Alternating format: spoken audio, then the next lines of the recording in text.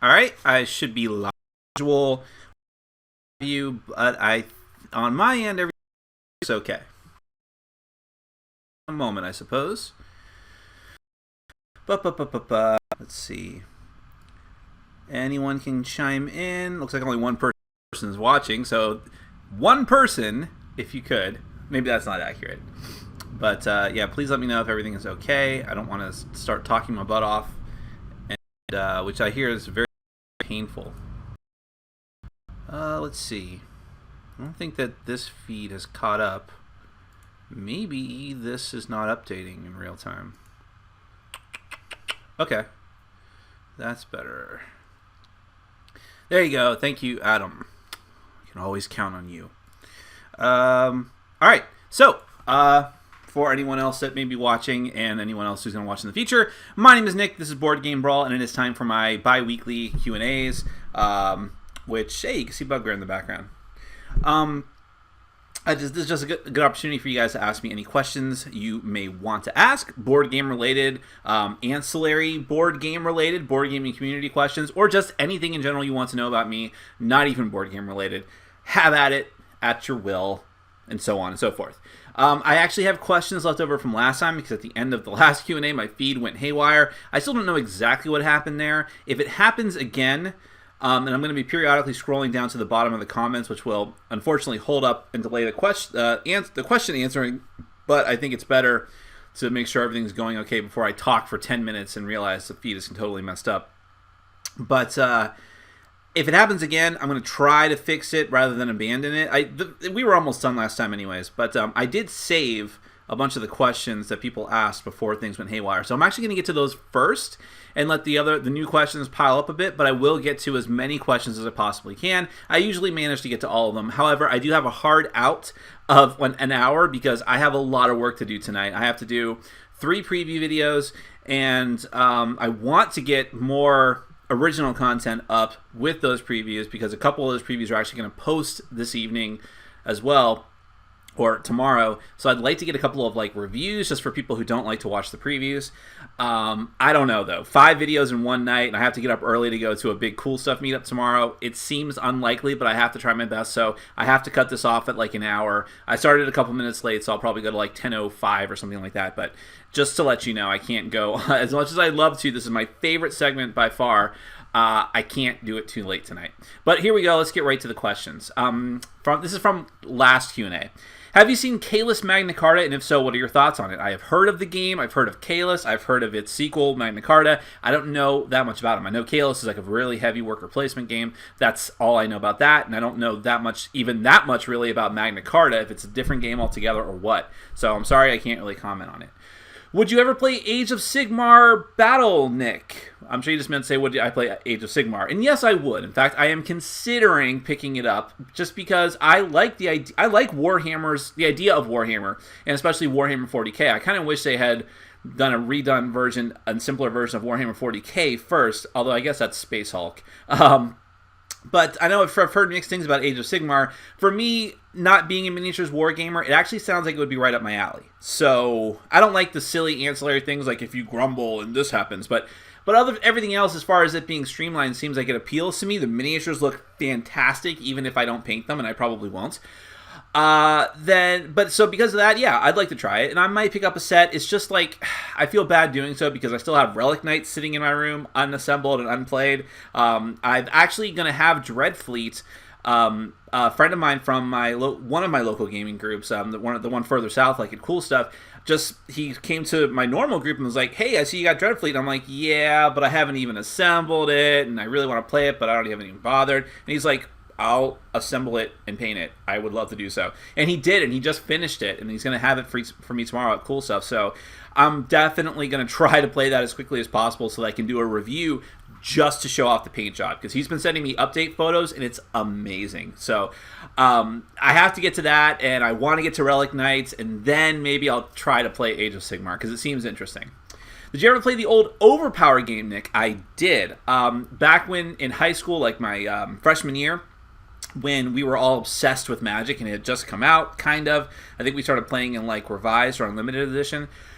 We were trying other CCGs. I really, really loved Rage and Wyvern, but a lot of my other friends liked Overpower. They had actually been playing it already, even before Magic, or maybe concurrently with Magic, before I came into their group, and I played it too, and I thought it was okay. I thought it was just kind of like complicated war, but hey, I mean, I was really into comic books at the time. I had a pull list and everything. If you know what that is, then you're definitely into comics as well. And that kind of went away as I went further and further into high school and became more obsessed with Magic. But at the time, I still loved it, so the idea of Overpower was amazing. And I know people still say I should try it again with updated rules and things, but I don't know. But if you like it, more power to you. How about a Descent 2.0 live play? It's really hard for me to get any live plays done. If I'm going to do a live play, I still need to do the second book of The End of the World, Wrath of the Gods, for the RPG.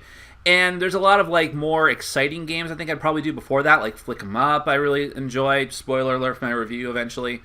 That might be fun to watch live. I don't know about Descent. I just don't think that people would be that interested in it, even though it's a fantastic game. But I'll take it under advisement. Coliseum is a decent game, but what is the big fuss? I played it and felt it was a bit overrated. I've never played it, so you're one step ahead of me. I know that a lot of this has to do with what they call the Dice Tower effect, where they talk about in their top 10 lists and in their just on the podcast, they talk about the same out-of-print games over and over and over and over and over again, and it builds up this hype that could happen with Mission Red Planet, which is a really mediocre game. That game went out of print for a reason, trust me. And with Fury of Dracula is a really good game, and it's coming back in print, but I think that's Fantasy Flight. That's more of their style to do that. Coliseum is being reprinted by Tasty Minstrel Games, which is very odd to me. I don't know why Days of Wonder just wouldn't do it again. But I don't know. I can't comment on that. It might be amazing. It might not be. But I think that you shouldn't always take the word of just a couple of people who are obsessed about a certain game. Because like I said, sometimes games go out of print for a reason. Nick, what Animayhem decks do you have? Well, that was another CCG I would have liked to have played back in the day. But unfortunately, I really didn't see that in any of my local game stores. I'm adjusting my camera. I look hideous. I always look hideous, but I'd like to look less hideous. I never really saw that at any of my local game stores. And again, we were already playing a lot of CCGs. And it was hard enough to get my group to play Rage, which I really was interested in. And we never even got to play the vampire one. Jihad, was that what it's called? Or just Vampire the Eternal Struggle is what it was called. Jihad was one of the sets. So I never got into Animayhem, but I've heard really bad things about it, and it's just like still frames of some anime, and some of them I like, some of them I don't, like Tenchi Muyo and that, but, maybe one day I'll update it, probably not. Now you have Weiss Schwartz for that. I think probably does a much better job. Definitely does a much better job. Okay. Are you still planning to review Belfort? Well, eventually. It's on my stack of games that need to be played, which is growing exponentially, it seems like. I'm very interested in it. I know I have some issues with Tasty Minstrel and a lot of their games just not being very good, but I've heard very good things about Belfort. I like the art style, and it seems like my kind of game. What is the best novel you have ever read? That's a tough one. I guess the easy answer is to say the Game of Thrones books, right? The Song of Ice and Fire. But really,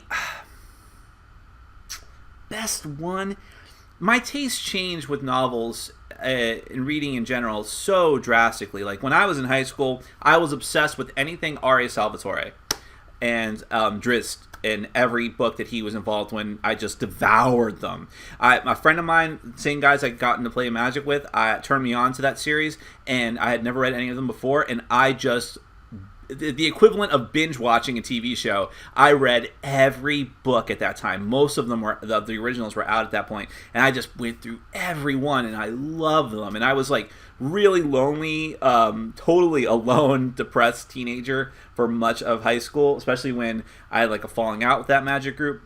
So I just read and read and read and read and read. So I like those, but I don't know that they've held up as well. I haven't really had a desire to go back and read them. I really love the books of Philip Pullman, and even though the movie The Golden Compass was not good, that trilogy of books, The Golden Compass, the Subtle Knife, and The Amber Spyglass, are incredible.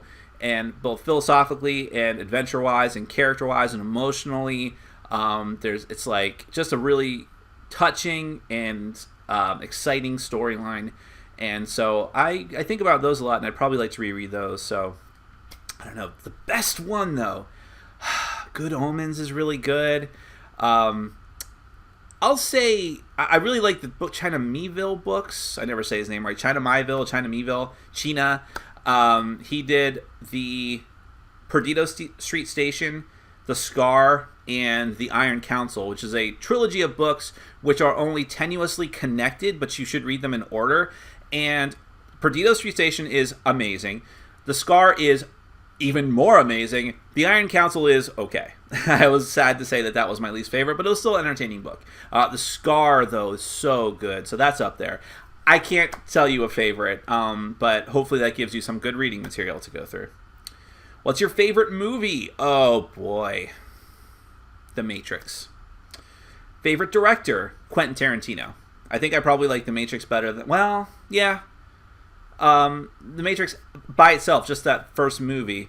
I even like the sequels, but the first movie was incredible in and of itself. But I think that Quentin Tarantino, as a body of work, I've loved all of his stuff. Favorite article of clothing? My kitschy t-shirts, of course. Favorite actor? No, I don't know about that. I've never had favorite actors and actresses. I just haven't, because it really depends on the story and the movie. And some actors I like in some movies, some I don't. And sometimes it's hard to separate their real life selves from their movie selves. I just binge watched the Mission Impossible movies because I'd never seen any of them before, and I actually enjoyed all but number 2. I think most people hate number 2, and it was really not good. It was mildly entertaining, but just not as good as the others. And I was really impressed by Tom Cruise and how likable and affable, and he's always running, of course, but and he's a real action star. And I really liked him in those movies, but in real life, he's either a monster or he is he allows monstrous activities to go on around him if you watch the Scientology special. So I don't know what to think about him. Favorite sports team? I don't like sports, but if I had to pick, I'd say the Cleveland Browns. Favorite condiment? Ketchup. Well, yeah, I'd still stick with ketchup. Favorite pie? Key lime pie. Why? Okay. Why is the Fantastic Four expansion for Marvel Legendary so expensive? Is it worth getting? The reason for that is because it's out of print. There is some rumors, and I don't know if these are confirmed, I don't know if it's conspiracy theory, that part of the reason is because of the general malaise that Marvel Studios now has, like the Marvel Corporation now has towards any property that they do not own the movie rights to. And that would include anything related to the X-Men and mutants and the Fantastic Four and even Spider-Man. Well, Spider-Man is their moneymaker. They're not going to ditch Spider-Man at all, and they really worked hard to make it so that he will appear in some of the Marvel Studios movies. But the Fantastic Four, you see that they just continually keep screwing that up, and Marvel is just distancing themselves from that as much as possible. And I think that is part of the reason why they're just not going to let Upper Deck reprint it. Actually, I don't think that. I think that's the conspiracy theory, and I think it's interesting if that's the case. I have also heard rumors that it is coming back in print. I don't know what to believe. It's a good expansion, but it is a small expansion, and I think you can live without it, and you certainly shouldn't be paying like $80 to $100 for it, or whatever it's going for now. The other thing about the X-Men was they killed Wolverine, and a lot of people, and he has not come back for quite a while, I don't think. So I think that a lot of people are using that as more proof that there is a conspiracy, that Marvel is just silently killing off those corners of the Marvel Universe. It's interesting. When is Lobo getting a movie? Hopefully never. I thought Lobo was a very boring and dull character. Nick, since it is the 70th anniversary of the bombings of Hiroshima and Nagasaki, do you feel those attacks were justified? If you were Truman, would you have done anything differently? That is super interesting because it's sad. But I had actually heard a couple of people talking about that the other day. Actually, it was the Howard Stern show. And if you listen to Howard and Robin, they're just like, anytime someone dissents and says, well, we shouldn't have done that, they're like, what the F are you talking about? I mean, they're warmongers. They always have been, those two. But it's very complicated. There are claims that if we hadn't done that, the war would have gone on indefinitely with Japan, and it would have led to even more people dying on both sides. And the idea that, well, okay, if that many people are going to die, as the U.S. leadership, let's let it be the enemy. We didn't start this war. They attacked us. We're going to finish it. It's better that they die and not our boys. And I completely understand that. But the thing is, you can't look at it as like an isolated thing.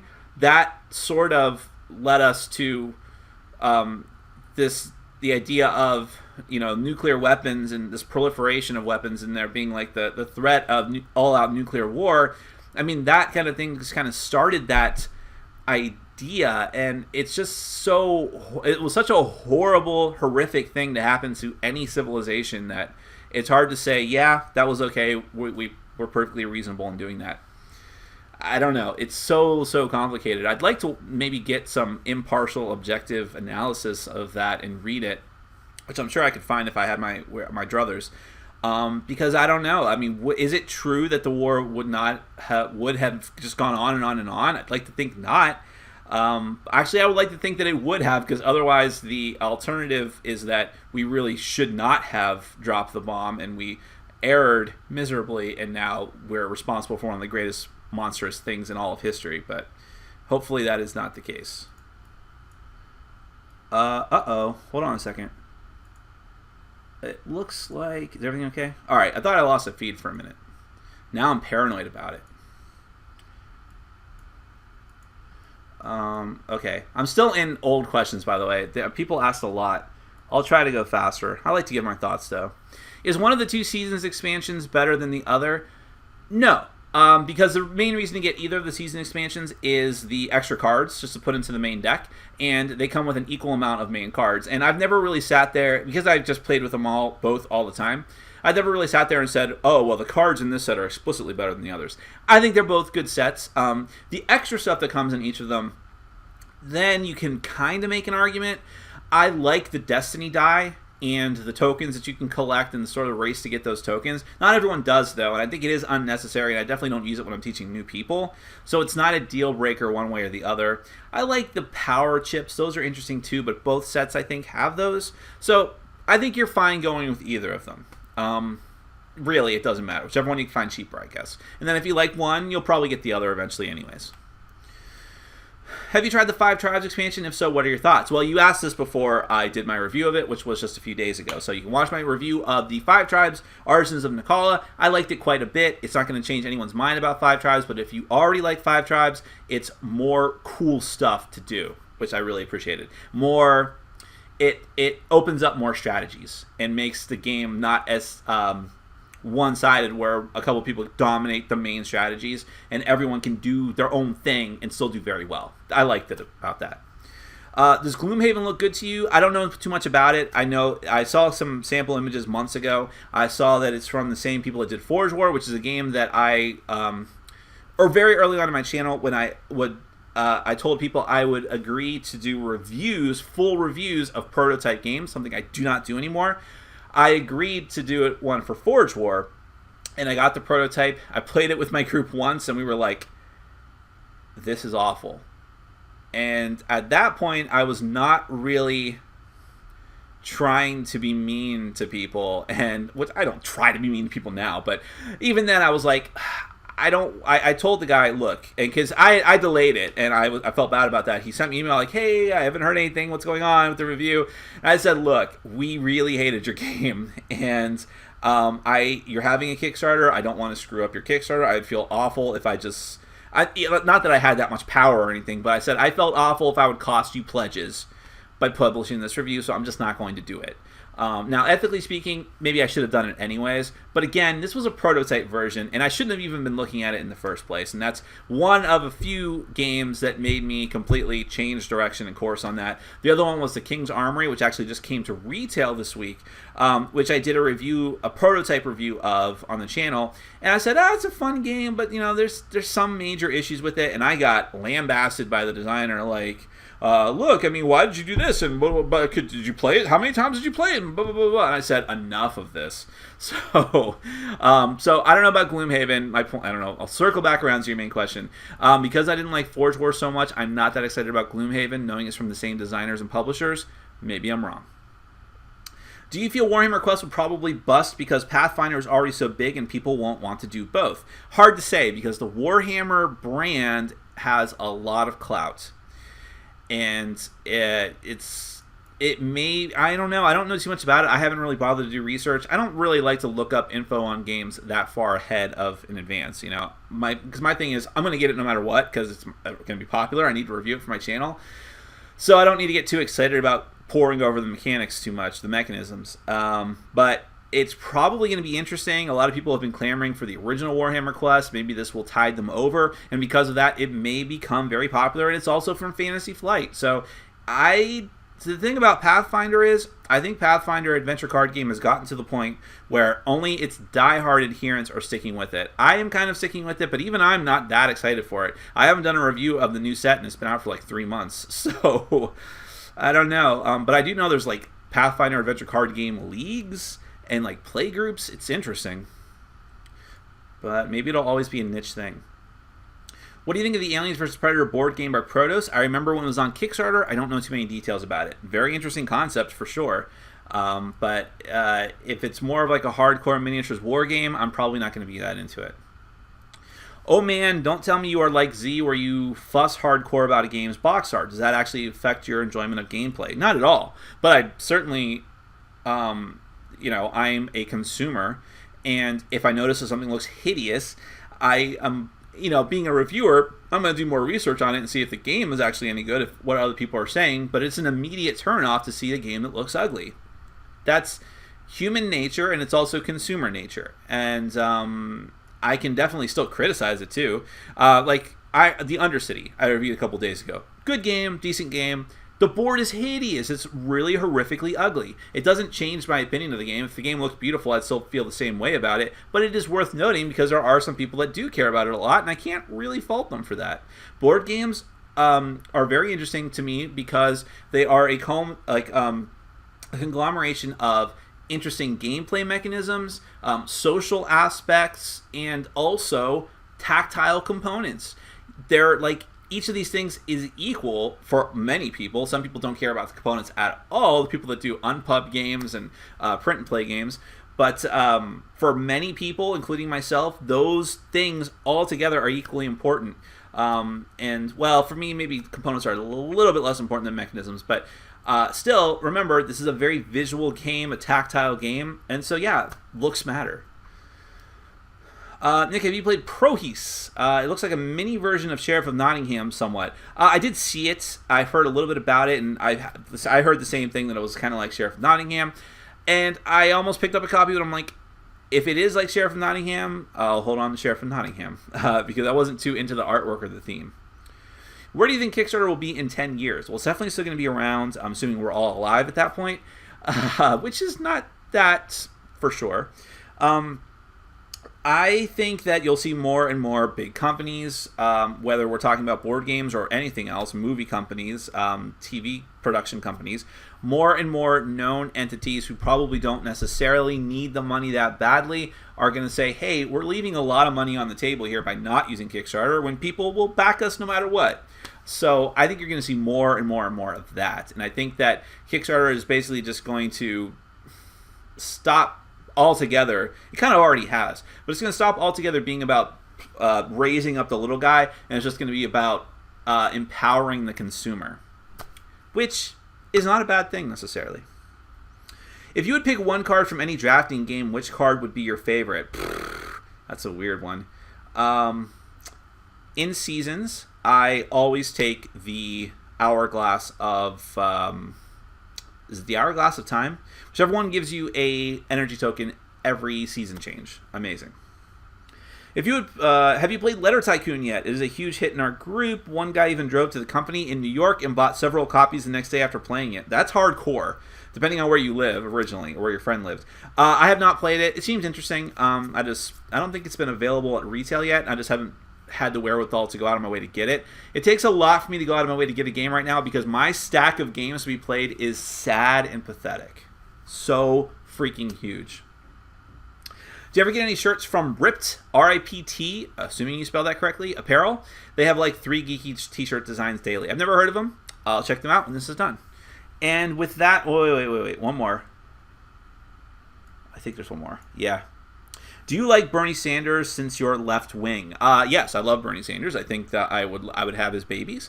I actually have been kind of getting on the Bernie Sanders bandwagon, much to the chagrin of my Facebook friends. I like what he has to say. In fact, I think a lot of people like what he has to say. Not just really left people, but a lot of people who are to the center and who are even like just like low-key Republicans are like, wow, you know, I also think there's too much money in politics. And I also think there's a lot of really crappy things that we've had to endure with these establishment politicians. I get really one of the reasons why I'm so into his campaign is actually because it's to spite people who just assume that Hillary Clinton is going to be coronated. Because as much as I would love to see a female president, I wish it was Elizabeth Warren, quite frankly. I think a lot of people are basing their opinion of her and wanting to get her into office solely on that fact. And I have to assume that's the case because they are overlooking so many shady and corrupt things about her. And I know that the Republican Party likes to, and faux news, likes to really conflate these things and blow them up out of proportion. But really, where there's smoke, there's fire, and this was going on back in the 90s, too. History has kind of proven them to be very corrupt people, even though I think that Bill Clinton was an amazing president, probably one of our top 5 presidents of all time. But still, her arrogance and the arrogance of her fans who just say like, oh, why are we even bothered with the Sanders dude? This is all a waste of time. It's a distraction. It's not a distraction. Okay, I mean, he can legitimately get the nomination, and he can legitimately say something very important about what should be going on in politics right now and what should be going on in our country. So, I don't know. That's my opinion. I've never been shy about my political opinions on this channel, so if I offend you by that, sorry. I'm, unlike a lot of people in other channels who avoid politics completely, I don't mind being polarizing in that regard. Okay, that's it for the old questions. Yes, those were all old questions, and we're 27 minutes in. I'm sorry. Now let's get to the new questions. And hopefully we can get through as many as we possibly can. Maybe I will or won't show you some new games I got because that's just going to slow things down. Nick, your thoughts on Tannhauser? I owned a copy briefly that I got in trade and never ended up playing it, but it seemed really interesting, especially thematically. I might be in Miami next year. How about a game or two? Sure. If you're in Miami, drop me a line. I have a meetup group that you can certainly stop by, and I also go down to the monthly meetups at Cool Stuff Games, which is probably closer to Miami. It is close to Miami. Will you be on the next Dice Tower Gaming Marathon? I don't know if they're going to do one at all. If I am invited, I will go. Suburbia or Castles of Mad King Ludwig? I know they are pretty different games, but they both scratch a similar itch. That may be the case, but for me, it is a clear winner, and that is Castles of Mad King Ludwig. A very good game. I do not like Suburbia at all. I don't think it's a terrible game. It is not for me. Who is your favorite game designer? I will have to say... I'll have to say Antoine Balza, but maybe Eric Lang is close. Again, this is a case of what I was saying about Quentin Tarantino, because while neither of them maybe does like my top 5 or 10 games, both of them have such a good, deep bench of games that are really, really solid that it's hard to not acknowledge them. Have you played Weiss Schwarz yet? Thoughts? Yes, I've played it once, and I thought it was enjoyable. It's very odd. It's got a steep learning curve to it, and not very thematic, unfortunately, but they just kind of paste different anime theme onto each set. But I still thought it was fun. It's very interesting. I need to play it again, though, for sure. Hey, Nick, how come you don't say your old saying after your Kickstarter updates anymore? Because I just thought it was too cheesy. I just thought that at a certain point, the reason why I was growing my audience so quickly, the reason why people wanted to watch me, I hope, and if I'm wrong, you can certainly tell me this, was because I just get on and I be myself. And I just speak from the heart, and I'm very honest about what I do, and I don't really care about offending anyone that much. I mean, I do care, but I don't care. And I just want to put myself out there, and hopefully you pick up what I'm putting down, so to speak. And I just made up the catchphrase because I thought I need to have something to end the videos with, and it turns out I don't. But I know some people missed it, and I kind of had a pang of guilt about that, and I'm sorry. And I think on my Kickstarter updates, I just started being a snarky jerk, which I always am on the Dice Tower videos because I like annoying their fans.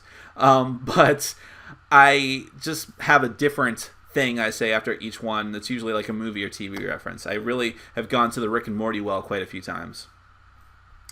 Nick, could you tell me more about your Patreon? Like, what do the different pledge levels entitle? Yeah, I know. I need to clarify my Patreon big time. I've picked up more patrons in the last couple of weeks, and I feel badly about it. I want to hear from you. I'm going to make a big Facebook post about this. I already meant to, but I do want to hear from you. And email me or Facebook message me or whatever you want to do. Let me know. What do you want to see? Because the reality is, what the ideas that I came up with in the beginning, while they're sound ideas, if you pledge at a certain level, you're entitled to be in a special Google Hangout just for patrons. If you pledge at a higher level, you are entitled to play a game with us over Google Hangout. I really tried to make that happen in the beginning. It was like herding cats. There weren't enough people who were patrons who were interested in it and doing those things, or just couldn't do it, and it was very complicated logistically to do it, and I just think I need to be more realistic about it. Now, having said that, my fans are saints. I mean, I will say that over and over again. And I think that most of you who are backing me on Patreon don't care. You just want to support me. And I totally am thrilled with that. So I guess my question is, should I just say that in the pledge levels? Like, pledge what you want to pledge to support the channel. You have top tier priority in suggesting things to me and feedback to the channel. But I'm just going to continue doing what I do to the best of my ability. Or should I do something else? Should I know that some other Patreon and Kickstarter pledge levels for other channels do things like, if you pledge at this level, you get input into the games I'm going to review, or you get to request a special game for review, and if it gets enough votes or something like that. What do you think? Let me know. Because I love you guys, and I want to do what's right for you with Patreon, and I feel very badly about it, but it's a very difficult thing to wrap my head around. Updated top 10 Kickstarter games. I will do that eventually. It's a little bit too soon for that because I think I did my top 10 Kickstarters early this year.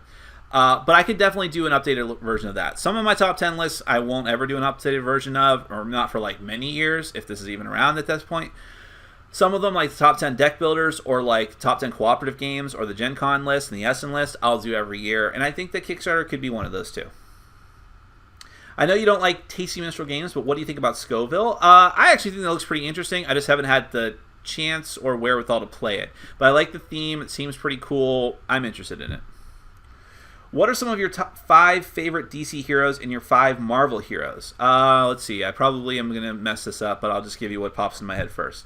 For DC, I really like Green Lantern. I've liked all the Green Lanterns. Doesn't really matter which one. I like The Flash. I guess Batman's an easy one, but sure, I'll say Batman. I'm blanking. I know I've got better choices than this. I like Blue Beetle. Man, I know I can come up with better ones than this. I like Constantine, who's kind of been melded into the main DC universe now. People like that. What about Marvel? For Marvel, it's a little more distinct. I think I like Marvel overall better. I like Shadowcat. I like Blink. I like some of the off-tier girl X-Men. I like Magic. I like Nightcrawler. Blade. I'm actually thinking of Legendary. Legendary's got so many heroes and villains now that it's easier for me to just think about the cards in that set, and all the heroes will pop into my head. I love Thanos. Thanos is my favorite villain of all time. He's not a hero, but, well, he's been on the side of justice sometimes. The Infinity War, which I actually enjoyed. He actually teamed up with the good guys, kind of. I like Quasar. Quasar was one of my favorite heroes when I was growing up. Same thing with Moon Knight. And that was when Moon Knight was terrible. Now he's actually interesting.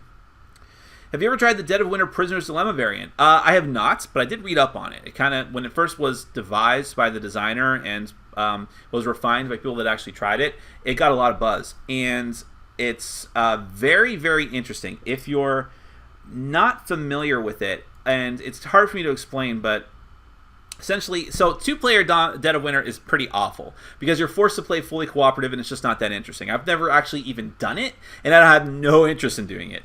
But with the Prisoner's Dilemma, each player gets their secret objective. Each player also gets a Betrayer objective, and the win conditions go something like this. And I'm probably going to get this wrong, but if both players complete their secret objective and the main goal of the scenario, you win. You both win. Okay, that's fine.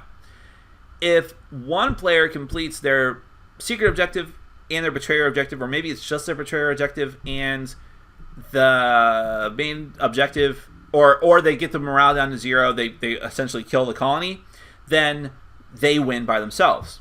But if both players complete their betrayer objective, nobody wins. Everyone loses. So that's the prisoner's dilemma type thing.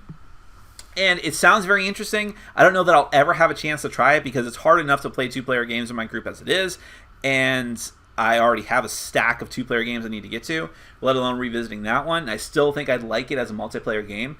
But I really appreciate that the designer, John Gilmore, came up with that and is trying to make the game more appealing for people at lower player counts.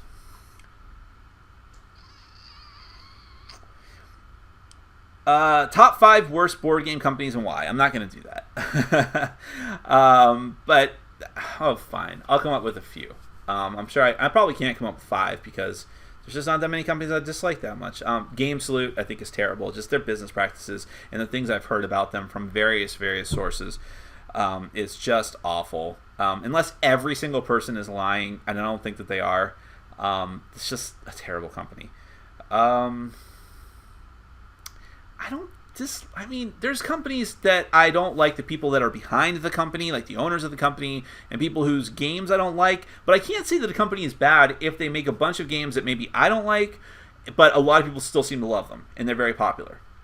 And even if I think they have some morally questionable business ethics practices, if most people, and I think board game consumers are very savvy for the most part, if they like them, who am I to say? But Game Salute's pretty awful. What is the biggest obvious money grab in board gaming in recent history? I'll tell you what has been on my mind recently. I talked about this in my Kickstarter update, and that is the proliferation of second editions very, very soon after the first edition. City of Iron and Evolution pop into my head right away. Evolution, like 13 months after the first edition of the North Star version was up on Kickstarter, they were back asking for money for a second edition, and you could not get the upgrade pack for it for your first edition unless you pledged for the expansion in that Kickstarter. And it's just so stupid.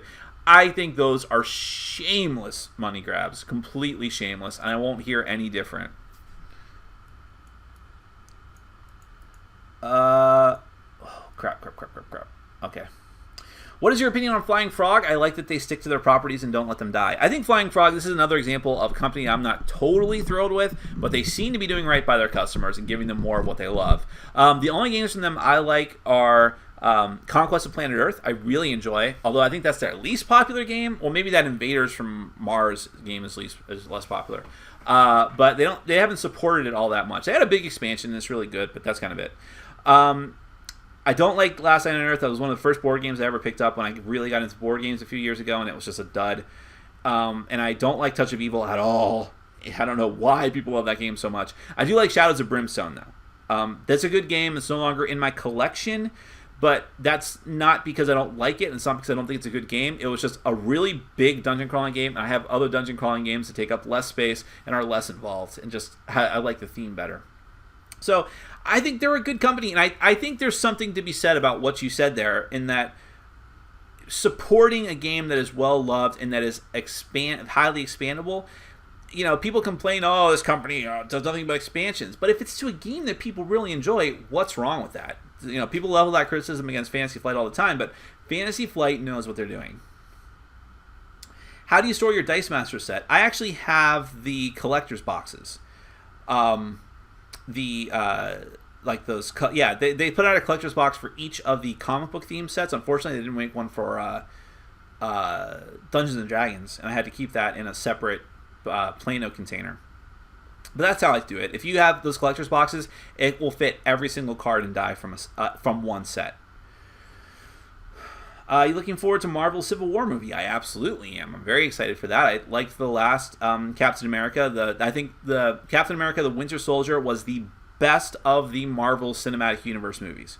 Not by like a wide margin, because Guardians of the Galaxy was really, really good. But I really enjoyed The Winter Soldier. And so I'm excited about the Civil War. My concern is that this may turn up to have a bad case of sequelitis, which is when they try, especially with comic book movies, they try to cram too many people into it. Too many superheroes, too many villains, too much going on. And I think that Age of Ultron suffered from that quite a bit. I thought Age of Ultron was a very fun movie, but it had a lot of people coming in and out and like not any kind of depth to them whatsoever.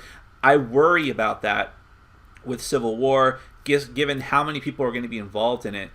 But I'm sure it will be entertaining and fun. Thoughts on the new 5 Tribes expansion? Check out my review. I liked it quite a bit.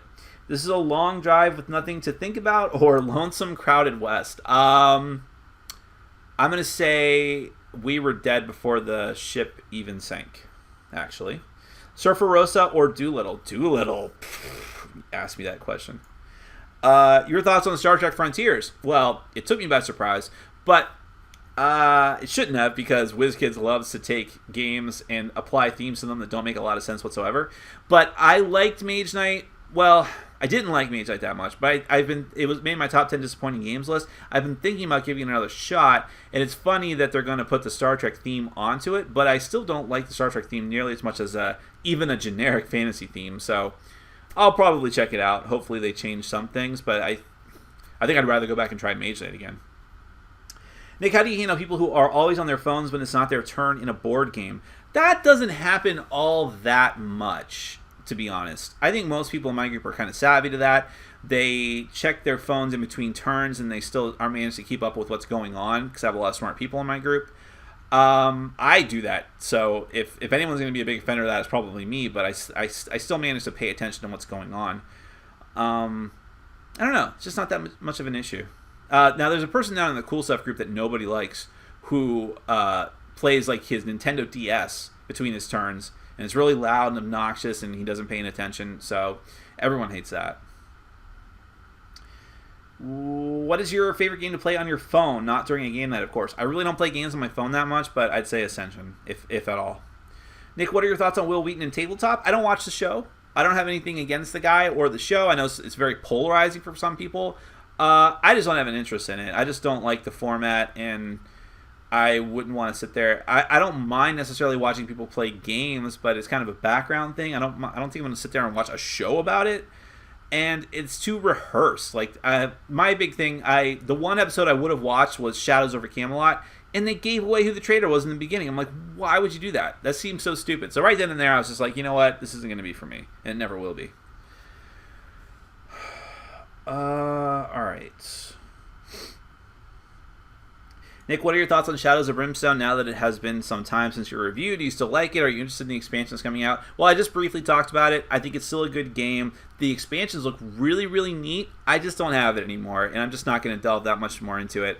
That looks like it's going to become a lifestyle game. Not like Magic necessarily, but a game that's going to dominate a large portion of gamers' lives, and I just can't be bogged down with that right now, unfortunately. But it's a good, solid game. It's really interesting. What experiences have you had with card sleeves, good or bad? Do you think they are worth the money? In certain circumstances, okay? I had to sleeve my copy of Seasons, not just because it's one of my favorite games, but because it was starting to disintegrate. So many people in my group enjoyed it and played it and loved it that I pulled it out one day to look at it, and I noticed there was like tons of whiting around the edges, and some cards were really beat up, and I'm like, oh man, I gotta do something about this. So I sleeved all of that. Same thing was happening with Legendary. For the base cards, they were starting to look like garbage, so I had to sleeve that as well. I paid like $80 to get a lot of really high quality sleeves to sleeve every bit of Legendary, not the encounters, but just the Marvel Legendary, and I think it was worth it because I love that game. However, for me, sleeves are a when necessary thing. And I will do it for some games. I will not do it for others. I can't imagine. If I had infinite money, I would probably sleeve all the games that I love and are going to keep. And I don't mind doing it because I just put on a movie and just sleeve my cards. And I kind of like the rhythmic, methodical nature of it. But I can totally understand why people don't do it. And I don't blame you. How's your Force of Will addiction going? You know, I was very disappointed in the last set, which is Millennia of Ages. I think a lot of people were. There's just not that many good cards in that set. It wasn't very interesting. And a lot of the rares and super rares and ultra rares were just alternate art with foil. And it was like, what are we even doing? Are these trading cards now? But I still like it and enjoy it. And I am looking forward to the next set. I just picked up a 2-player starter set that looks pretty interesting. The Alice Cluster set. Hey Nick, how's it going? What do you look forward to more, a new game or an expansion for one of your games? Expansion. I think right now I'm at the point where an expansion for a game I already know and love is A1 top notch. Over the past year, what types of games have you seen more of? Example, deck building, worker placement, etc. Have I seen more of? I think deck building is dying down a little bit, but I have seen more and more worker placement, it seems like, or in resource management games in general. More and more games I've been playing have not necessarily been heavy Euro games, but have been mixing in Euro-style elements, which is interesting.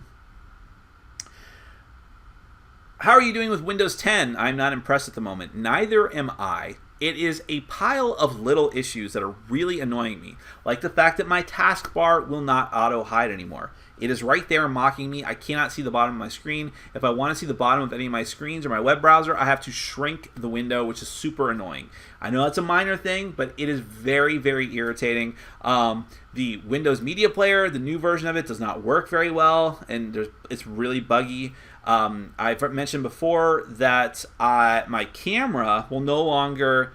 My computer with Windows 10 will no longer read the files on my camera. It recognizes that there are files on the camera, but it will not show them and let me pull them off of it directly anymore, which is super inconvenient because I had to download a proprietary program from Nikon and now transfer them through that program, which is super time consuming and irritating. So this is the danger of being an early adopter, and I should not have done it. What would you like to purchase for the channel as regards to hardware or software?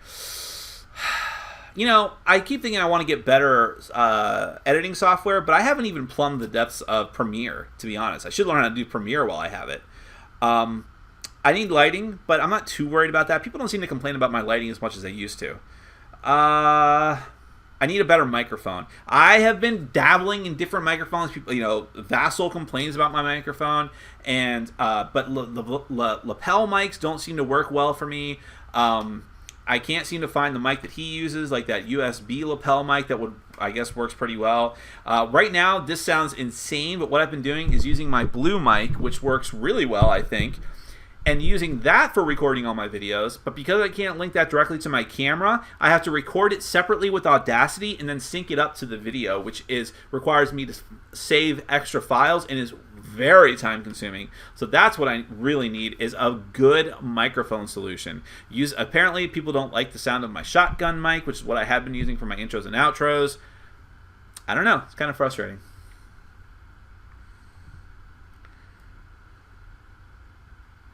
Nick, why does my Yahoo News keep giving me stories about restaurants in cities I don't live in or visit? That's because your doppelganger is running amok. Nick, what other board game IP themes would you like to see? Well, I did a whole top 10 list about this. Top 10, I think it was terrible. It's on my least viewed list, but I enjoyed it, though. Top 10 intellectual properties I'd like to see as board games, something like that. And I said things into my top 5 were like Babylon 5 and Final Fantasy Tactics. Check out the list. It's interesting, even though no one likes it, apparently. Nick, which board game reviewers, media content creators do you feel add the most to the industry, and why? Well, obviously I'm going to say the Dice Tower, and I can understand why people don't like the Dice Tower for whatever reasons they might have, but I think that overall the impact that they've had in the industry and the promotion that they've brought to board gaming in general cannot be matched or countered. And the amount of content they bring out, it's just a overall good thing for the hobby. And I know that I've read many threads about how that impact can also be a negative thing, and I can see that to a degree, having one person be like the tastemaker. I've run into this in my group as well, and a couple of different groups I've been in where I've been like, hey, I want to try this game, and they're like, oh, no, Vasel reviewed that and didn't like it. I'm like, well, okay, so... And that can be a frustrating thing, and I can understand that. But nevertheless, as a whole, the Dice Tower has been very, very, very good for gaming and other content creators as well, even though I don't watch them. At this point, I am on total not caring about watching the content of other content creators, which sounds really cruel, but I just don't have the time. And I kind of just don't want to be influenced by what other people are doing. I want to do my own thing. I do watch the Dice Tower videos, though, because they are very well produced and well made and get to the point with the reviews and top 10 lists, things like that. Excuse me, my nose is super itchy. So that's where we're at. Do you think Hillary wiped the servers? I really don't want to believe what the right wing is saying, because I know that they would just love. I mean, they're just consumed with this topic. Every time I flip over to the AM station, which of course is nothing but right wing Polititalk, they're talking about it, right? So if they've latched onto it that much, like Benghazi, then chances are, and they're linked, by the way, they're convinced that there's emails regarding Benghazi, but then chances are most of it is most of what they're saying is fabricated.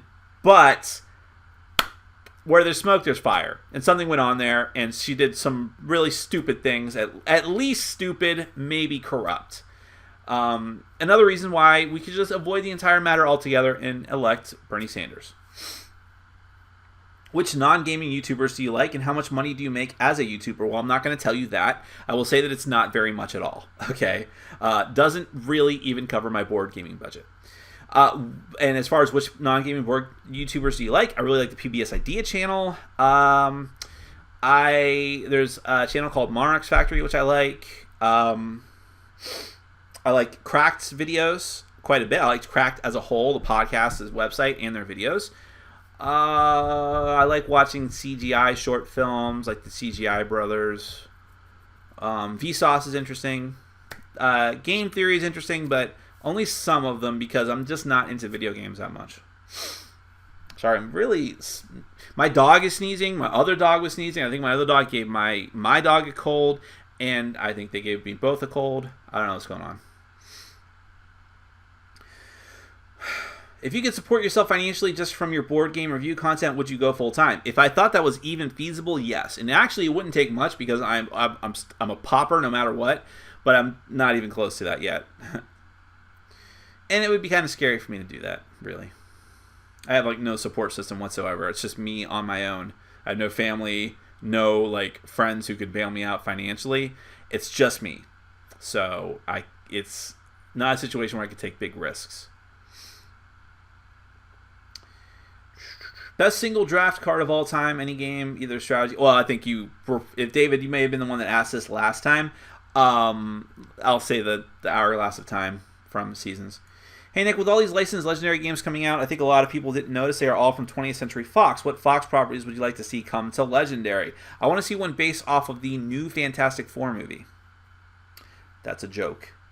I just backed Prime Time. Have you looked at it yet? I did look at it. I talked about it in my Kickstarter update.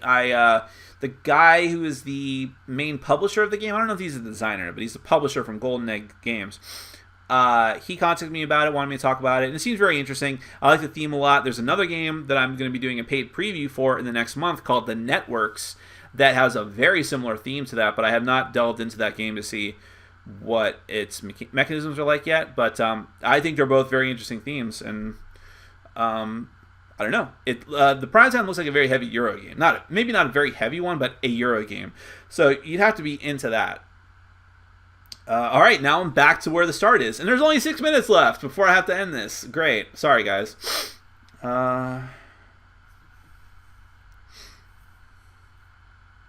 What resources do you use to buy games outside of the country? Well, Board Game Bliss, my sponsor, is an amazing sponsor. Is a very good source for games that come from outside of the country. He imports, the owner Bosco imports a lot of very hard to get European games and Japanese games too, very rarely, but you got to keep an eye out. You got to snatch them up right away because he doesn't get many in. And I am on good terms with people from Taiwan and the Taiwan Board Game Designer Circle and the Japan brand and their representatives.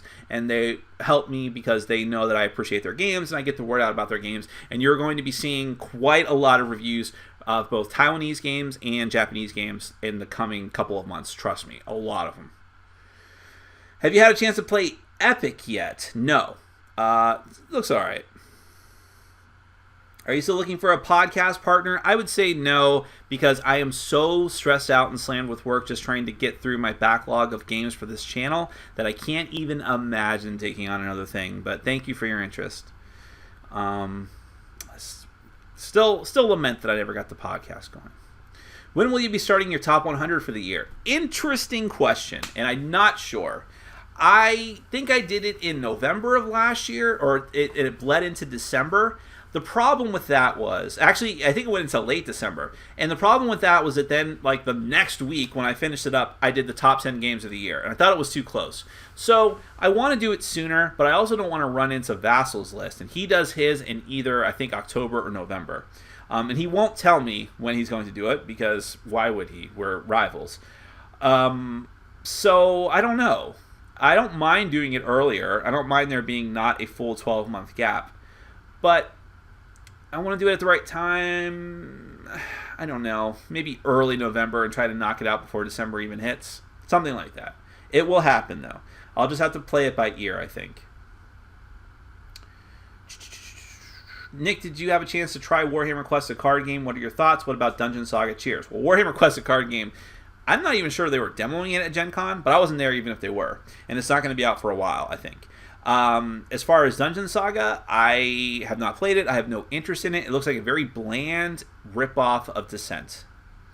What's your take on the complaints sent to the Better Business Bureau over Palladium Books' mishandling of the Robotech Kickstarter? Are the complaints justified or privileged crybabies? I don't know enough about that to comment on it. I think Robotech looks really interesting, but I don't know. I don't know what they screwed up. I'll have to look into it. Don't sell your soul to Games Workshop, Nick. Well, I don't think I'm in danger of doing that. What is your favorite filler? Ooh, that's a great question, man. It's lately been Pairs. Like, as far as, like, hardest of the hardcore filler games, that game, if we just need to kill 5 minutes, we're like, Pairs. Everyone thinks the same thing. Pairs. Let's play Pairs. It's surprisingly fun for how stupid it is. So I can't explain it. I really can't. I've always enjoyed Blackjack, and that game is like super Blackjack. Have you seen the expansion for Machikoro? What are your thoughts on it? I actually purchased it yesterday. I'm not going to have it for a while, though, because it's not going to show up at Cool Stuff in time for the meetup tomorrow, and I'm not inclined to go make a special trip for it early next week, so I'll get to it eventually. This expansion is going to make or break Machikoro for me. Right now, I'm kind of on the outs with Machikoro. Not that I don't think it's a decent game, but it just, when I played the expansion added a lot to it. I thought it was very good, but it still is just not a game I clamor to try. It's just I don't know. I think the game might be overhyped, and we'll see what happens with this. They also aggravate me with the Deluxe Edition, which is like, hey, we're going to put out Deluxe Edition right after we do the last expansion, and only less than a year after we put out the other sets. And guess what? This one's going to have extra cards you need to buy the Deluxe Edition for. That's kind of awful. Shameless money grab. Hey, are you friends with Tom and the Dice Tower crew if you hate evangelicals? I don't hate evangelicals. There's very few people in this world I hate. I certainly don't hate any groups of people. Maybe I hate ISIS, which is kind of an easy thing to do. But no, I don't. I consider myself friends with the Dice Tower crew in general, casual friends, and the fact that they are evangelical Christians doesn't really bother me because they don't make it an issue. And if you go down to the Cool Stuff Gaming Meetup and game with them, and I'm sure it's the same thing if you meet them at a convention and play with them, you would never know. If you go to eat with them, you might know it because they have like a moment of prayer at the beginning, just like they silently look down. That's the only way you'd know. And they seem to be perfectly willing to game with people of all ethnicities, genders. I've seen them game with transgendered people before. So it doesn't bother me. Don't care. Nick, there is a fan-made RPG called Katanas and Trenchcoats based on Highlander. Would you ever play it? No. Let's just let my fond memories of Highlander stay where they are and not expose myself to the Highlander again and risk ruining them.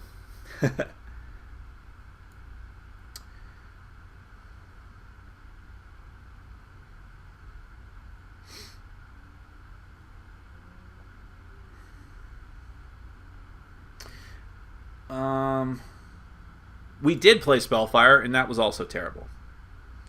Is Anima the card game worth a buy? Anima is a game I constantly flirted with picking up because it was always on sale when I first got into gaming, but I just read so many bad reviews of it, or mediocre reviews. The consensus on that game is just like, eh. But I like the theme.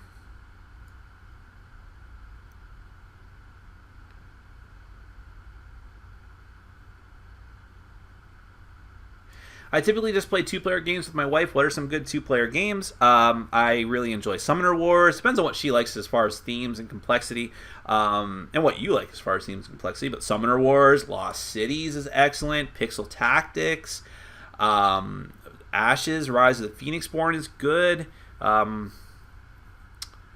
There's a lot of games that aren't necessarily meant as 2-player games that work very well with 2 players. I think that Seasons is fantastic as a 2-player game. I think the Pathfinder Adventure card game. I'm just looking on my shelf behind me and picking out random games that work very well. A lot of deck builders work very well as 2-player games, I think. Buy the Batman versus the Joker DC Comics deck building set.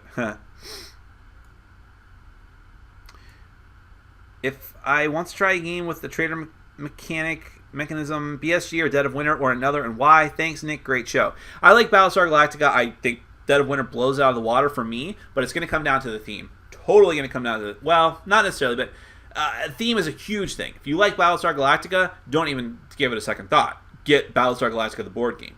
If you don't have necessarily strong feelings about Battlestar Galactica, and if you're okay with zombies, I would say go towards Dead of Winter because it is shorter and less complex. That's a big turnoff to a lot of people, and kind of including me, even though I still have and own and enjoy Battlestar Galactica. But Battlestar Galactica, very complex and very heavy.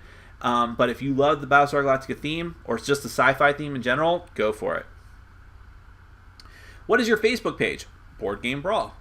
We have a lot of likes. I'm surprised by how many likes that page has gotten. I'm up to 1,300, which is really cool.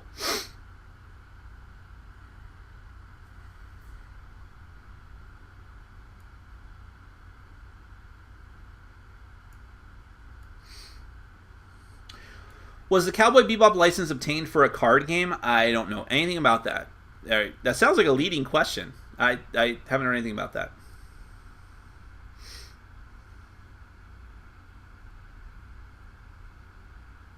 I see people commenting on the thing about the atomic bomb. I'll just mention a side comment, and that's very interesting. And one of the reasons why I love Cracked so much is Cracked will do a lot of articles about history and things that are just left out of history that are not taught in history books.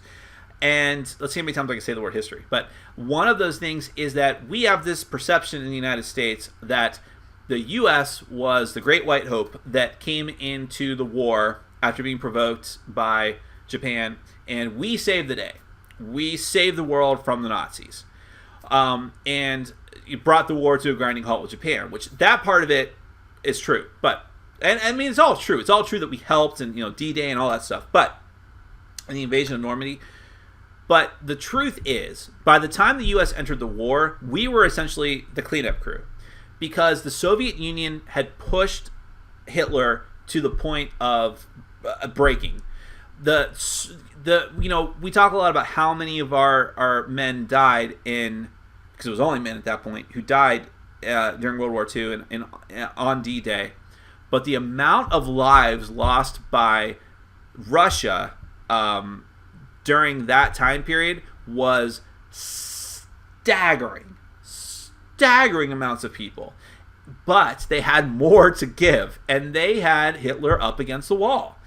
And, to the point where it was the Axis powers, or at least Germany, was going to fall.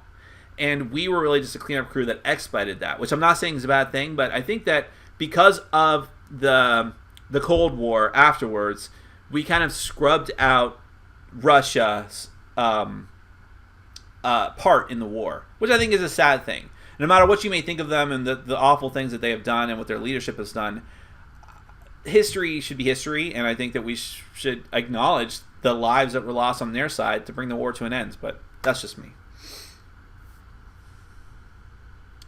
What do you think of playing the Mastermind and Legendary? I did try that, and it's very interesting. But again, it just makes it so much more overwhelmingly hard when it's already a very hard game, depending on what Masterminds you play as. that I don't know. I wish there was more of a balance for the heroes. That's all.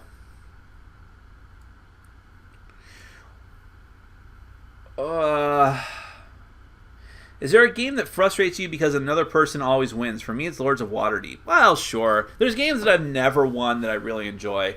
Seasons was like that for a while, but or at least my winning percentage was really low. That's gotten better over time because I've just played it a lot more than the people I play with. But I'm like that now with Five Tribes. I think overall, with my original gameplays, now the times I've played it with the expansion, I've probably played it like 7 times, and I've never won.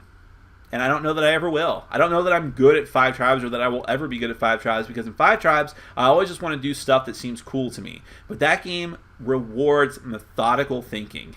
So it's probably not going to happen. It's frustrating, but I still enjoy it. For me, that's a sign of a really good game. If I'm very frustrated by it and want to win, but I just never do, but I still think the game is fantastic, that is a stellar game. Why do you always seem to have the most awesome t-shirts? Well, when you're an awesome person, you just collect awesome shirts. I'm very much kidding, Kristen. I just like collecting shirts that have cool things on them, and I go out of my way to do so over the years. You too can do this. I will train you, my young Padawan. Warhammer Quest Adventure card game seems like it shares a lot of stuff with Space Hulk Death Angel. If that's the case, I'll be less turned on by it. Do you play video games? I just bought an Xbox 360 10 years after it was released. That's not a bad idea. There's a lot of good games for the Xbox 360 or PlayStation 3. Yeah, I do. I just haven't been playing them lately because of board games. But I'm tempted to buy a new system just to play Fallout 4. That's how much I love that series. Nick, do you play any TCGs? Currently, I only play Force of Will. I'm almost catching up, but I have to end soon. I have to end like now. What's the word on Force of Will? Also, don't see why. Just curious, you seem cool. What? Oh, I'm mixing up questions. Sorry. What's the word on Force of Will? Also, which sleeves did you end up getting? Force of Will is so cool. I don't like the last set, but I'm going to keep playing it. I ended up getting Ultra Pros at a really good deal from someone on eBay. I don't know if he wants me to advertise that, but just look up people on eBay selling Ultra Pro sleeves. Do you play video games? I already saw that. Hey, why are you so hated in gaming community? I don't see why. Just curious, you seem cool. Well, I think that a lot of people don't like the fact that I just came into the scene a couple of years ago. I've got a very sizable audience. I really do not like the cronyism between game publishers and people in the media. I think this is what happens when you have a hobby in relatively, not its infancy, but one that is just exploding right now. And there's so many people in board gaming media just want to be intimately involved with publishers and designers and get in there and just put out as much content as possible, just showing how close they are with these people. And I think that it hurts that quite a bit. And my thing right now is that I will absolutely positively not kiss the ass of any publisher for a game ever. Not ever. If there's a game, if I want to get a relationship going with a publisher to get their games, I will contact them and say, hey, I've been a very big fan of some of your other games here. I can't guarantee what I'm going to say about your games in the future, but I would appreciate it if it could be good promotion for you if you could send me some review copies. That is the beginning and end of what I will do for a publisher, and I've had publishers contact me out of the blue. Asmodee just contacted me the other day to start sending me review copies, and I will always be honest in my reviews, and I don't care what the relationship is with the client, and hopefully they respect that, and most of them do. The people that I am on really good terms with as far as designers or publishers totally understand that and respect me for it.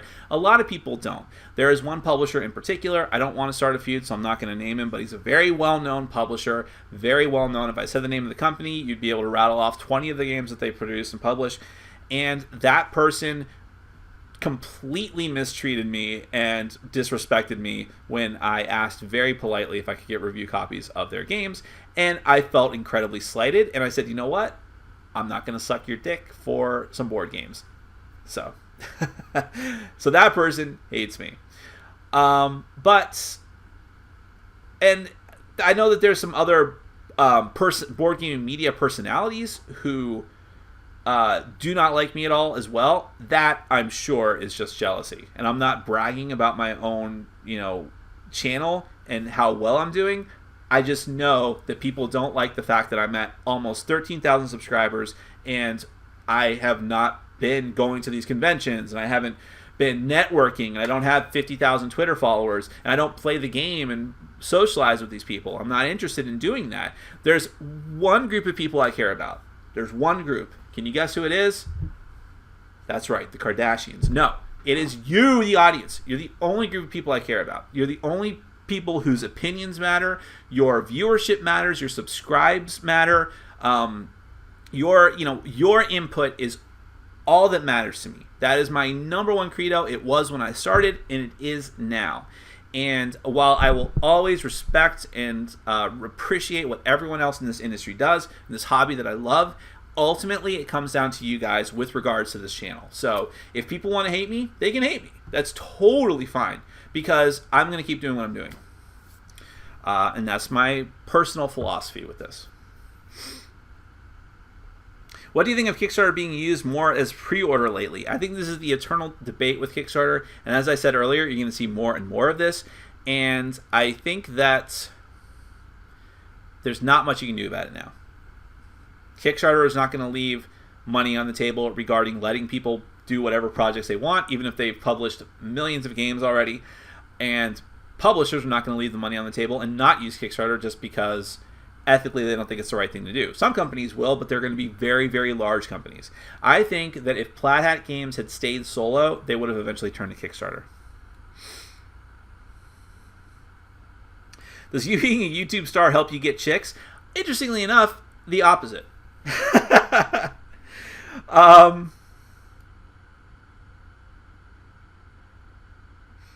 Hey Nick, I almost picked up a Bulma statue from Dragon Ball Z, if you're not familiar. But I fear the ladies may not look upon them favorably. What has your experience been? Yeah, I know that my ex-girlfriend was not totally cool with my Asuka Langley Soryu statue from Evangelion. But what do they know? They don't know us. I would recommend hiding such things when you have lady friends over. But some women are totally cool with it. Did you see Ant-Man, and if you liked it, were you surprised it was so good? I haven't seen Ant-Man. I want to, though. I'm not interested in Ant-Man as a character, but I've heard that the movie was a lot of fun. Why are there no good Babylon 5 games? Well, it's kind of a dead franchise at this point, but I still love it. I think it's a great series. Maybe one day someone will revive it. I think like IDW would probably do that.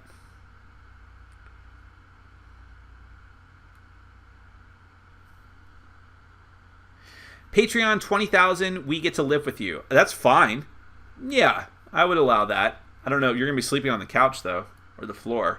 And Bugbear likes her floor. What are your thoughts on Super Dungeon Explorer Legends and it introducing skills, shopping, crafting, and campaigns? I didn't even know the new set was called Legends, so you're one step ahead of me. But all that sounds interesting. I want to keep investing in Super Dungeon Explorer because I like it. So hopefully it's good. After updates on Titanforge, from Titanforge on Lobotomy, any new thoughts on backing it? I haven't looked at them, but I probably still wouldn't. What is your favorite superhero that solely originated from a game, not a comic?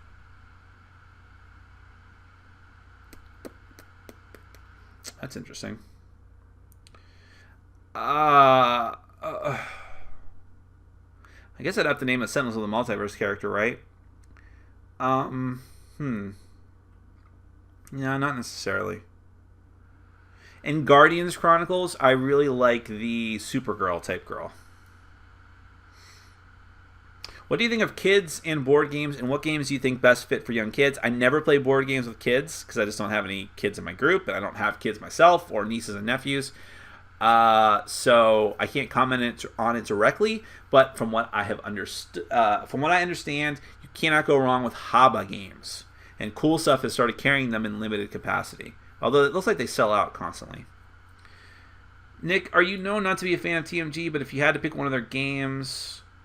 well, there's at least one... Well, I like the multi-dimensional games that they import, like the Stefan Feld games. I don't think there's any of their original games that I actually like. Maybe I'm wrong on that, but don't think so. Do you like to dip your fries in any sauce? No. Well, I've dipped my fries in sweet and sour sauce before, but sweet and sour sauce is made for nuggets, sir. I usually just eat my fries with nothing on them, just maybe salt and pepper. Have any RPGs based on Fate grabbed you? I don't know enough about the Fate system, so no. I tend to play solo these days. Got any games you can recommend? Friday. Friday's a really great game. I'm sure you've already got that one on your radar. It's one of the most popular solo games. I'm about to try Hostage Negotiator and hopefully have a review up next week, which looks really interesting. I think they're putting it back on Kickstarter for a reprint, which I don't mind, by the way. I do not mind reprints going on Kickstarter if you really don't have the money to get more copies made, but at least they're not doing a second edition. 6 days after reviewing them, how do you feel about Wallace's Mythotopia and Onward to Venus? I was actually thinking about those games the other day. I still would love to play Mythotopia again. I think it's a really cool game. Onward to Venus, if you go and watch my review, I was less sure of my appreciation of that one. As much as I love the theme and the idea of it, it just didn't hold up as well. I'm holding on to it, though, because it is such a unique game. And I do like Martin Wallace in general.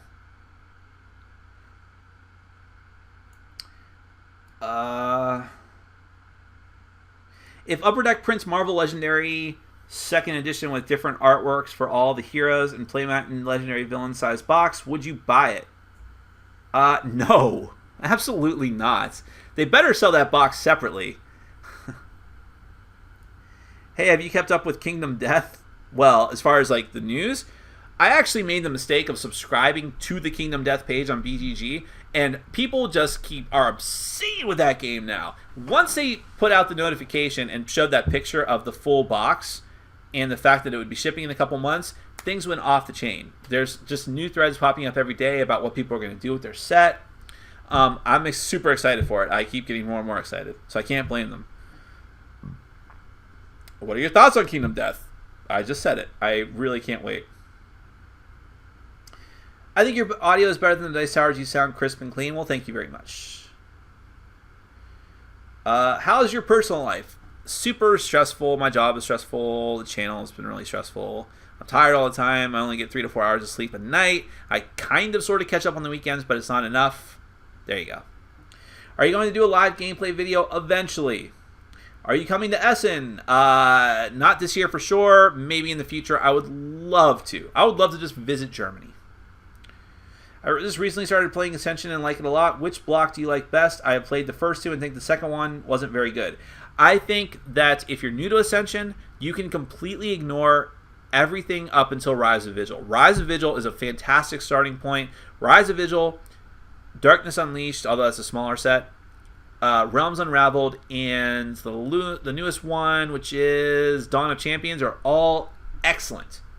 Excellent, excellent, excellent. There's no reason to go back to the original sets unless you need to be a completionist. Artifacts Inc. I would have purchased it, but it sold out very quickly at Cool Stuff. Haven't played it, but I like Ryan Lawcat. But ISIS likes board games. ISIS plays Lap Dance. They might. Thoughts on Imperial Assault Twin Shadows expansion? Okay, hey, listen. Since we're about to end, I have to end it. I'm already over time. I knew this would happen. I'll show you some stuff I got from Cool Stuff this week that I'm going to be trying to play. I have, let's go to my other feed so I can see myself holding this stuff up. I have Cthulhu Realms. I like Star Realms. I'm assuming I'll like this. I do like the artwork a lot already. So, I have Warband, Against the Darkness, Impulse Spy. I hope it's good. I really hope it's good. Terminator Genesis, the board game. The miniatures game. I know there's like 2 versions of this. I don't know which one this is. But the box is terrible. It's like this really weak cardboard box. Maybe since it's a miniatures game, they probably don't expect you to keep it in there. And since you asked, and this brought this whole thing up, I have the Twin Shadows expansion. I have not been buying all the mini stuff, although I did buy Boba Fett. Because, and this is really, really aggravating, Boba Fett is not actually in the Twin Shadows expansion, despite him being the only thing on the front of the box. Go figure. This is another impulse buy. Clan War. It is a multiplayer set, 1 versus all set for Legend of the Five Rings, the card game, with pre-constructed decks. I've always kind of been interested in trying that game, and this recreates, speaking of books, one of my favorite trashy fantasy novels to read from Wizards of the Coast back in the day was the Legend of the Five Rings Clan War books. There's 6 books, I think it's 6. Each one based on a different clan from Legend of the Five Rings universe and telling this complete story, and I love them. They're awesome. They're not that literary, but this recreates that storyline, I think, and I really, really just wanted to try it because of that. So we'll see. And also, I like one versus all games. And then here, I've had this one on my radar for quite a while. They wouldn't send me a copy. It's because I trashed the Apocalypse, same company. Gashima, Legends of the Kami Masters. This is definitely not the Kickstarter version because it's very small and light, but hopefully it's very cool. So, and there's a lot of... check out my Facebook feed because last Saturday I put up some pictures of a bunch of Taiwanese games that came in that look really interesting. I'm going to try to play those tomorrow too. All right. God, you guys made me go late. I hate that. But no, I don't hate it, actually. I hate myself for letting myself get suckered into keeping this going late because I love doing these videos so much. Favorite method to figure out who goes first? Roll a die randomly. Oh,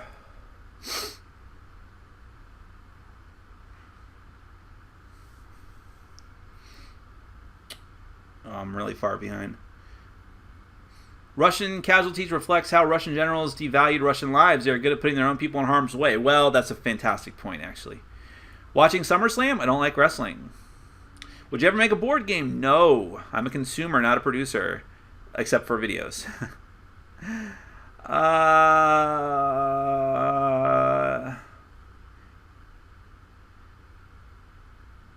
Yes, I did do the questions from last time. You just missed them all.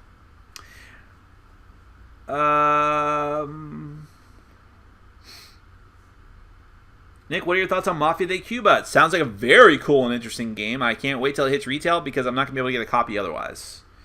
Nick, do you smoke weed? And if not, what is your opinion on those who do? I have smoked weed in the past. I'm not that big of a fan. It's fine.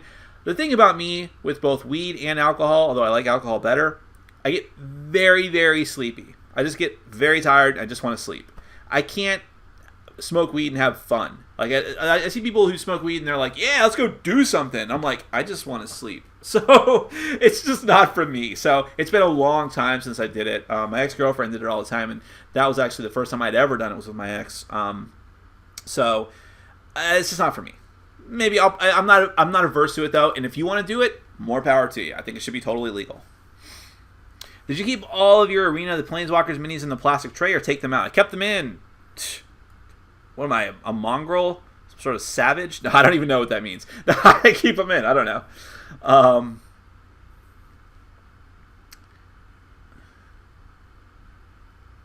What do you think about using Super Dungeon Explorer with Heroescape terrain instead of the tiles? That's interesting, but it's hex-based. I mean, Heroescape is hex-based and Super Dungeon Explorer is not. Would that be fully compatible? I guess it doesn't matter. But I think, see, if you had told me that a year or two ago, I would have said yes, because there was only like 2 or 3 tiles for Super Dungeon Explorer. Now they have a lot if you're willing to pay for them, so it's not as big an issue.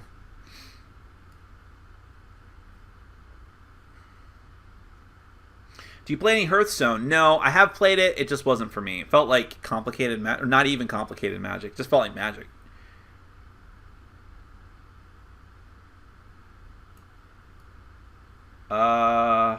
Have you played Rum and Bones or The World of Smog on Her Majesty's service yet? They are CMON games with little coverage.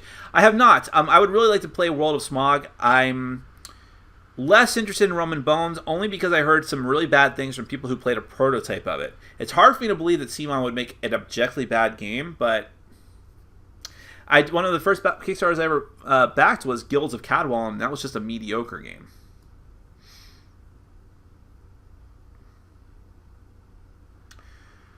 What games in your collection are Pop-O-Matic? -3 of them are. Mice and Mystics, very fun game. No longer in my collection only because other cooperative games like Descents just replaced them for me. But Mice and Mystics is excellent, looks fantastic, love the artwork.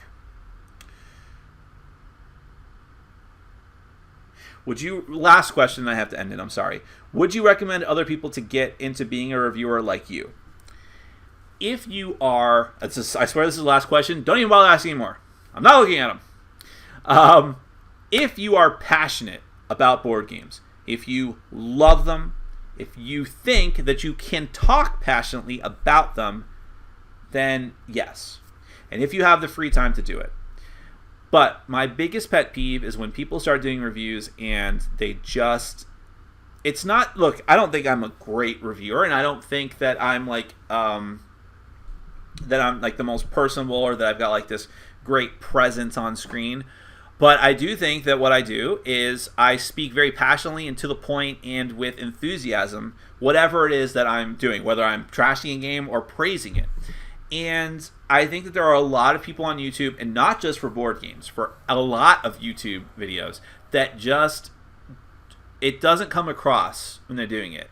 I think that there's a lot, that could just be that they're not good on camera, but it could also just be that a lot of people want to put out videos just to say that they put out videos. And I think there's a lot of that. But in the people who are passionate about what they do, Tom says this all the time, and it's one of the things I agree with him the most about. If you love what you do and it comes through in your work, people will appreciate it. And that should be the main reason why you should get into it. Don't do it because you see everyone else doing it. Don't do it for money. Don't do it for free games. Trust me, it took a while for me to get to the point where I could start getting games. And trust me, I still have to pay for almost all the games. All those games I just showed you 10 minutes ago, I had to pay for out of pocket. Okay? So if you get into it for monetary reasons of any type of kind, you're going to be very disappointed for a very long time. And you may never ever be fully happy going into it for those reasons. But if you go into it because you like what you are doing and you want to share that with other people and get your thoughts and your feelings across to them, then I'm not saying you're automatically going to be successful, but people will appreciate that. And like I said before, the only thing that matters are your fans. That's all that matters. I really and truly believe that. So on that note, I've said it before and I'll say it again. You guys and gals are amazing. I really, really appreciate every single one of you. I appreciate everyone who has backed me on Patreon, and I'm going to work on that. And I want to work together with you to make it a much better thing. I've had so many nice comments from people that have messaged me and people just doing random acts of kindness for me. You're the best audience ever. It's one of the reasons why I love these Q&As more than anything else, and why I am totally willing to break my own promise of ending after an hour and going a half hour late, just because I can't bear seeing questions not answered, because I love you guys so much. So thank you so much. Stay tuned. I know my output's been pretty bad lately, but I'm going to have a lot of game reviews coming up. You're going to see quite a few previews coming up, and hopefully you'll see a new top 10 list as well. Thank you very much. Have a good night, guys. Peace out.